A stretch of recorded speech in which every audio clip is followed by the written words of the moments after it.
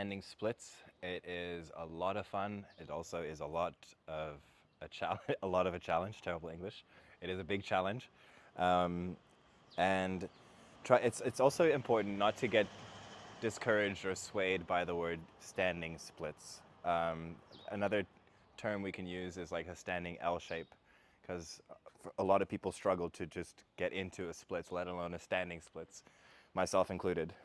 So a standing splits, basically I'll guide you through it, is I like to go from, like, say, a low flying warrior and then into a Shiva squat. So I'm going to tuck my right foot, or right knee rather, behind my left knee, and then I'm placing my hands to the mat, and as I'm doing that, I'm extending my back leg, in this case my right leg, to the sky.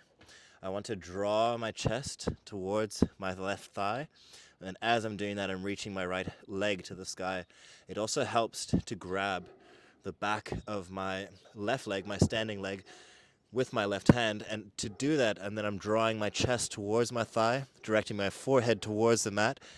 So think lengthening through the crown of your head downwards, reaching the right leg upwards, pointing the toes, drawing the chest to the thigh, and using my right hand as a base, or as like another foot, or basically a point to help stabilize.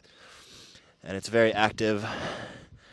There's a lot going on, and it can get very spicy in a class if you do a few of those, as I like to usually do or guide people through, standing splits to Shiva squat and back and forth like that.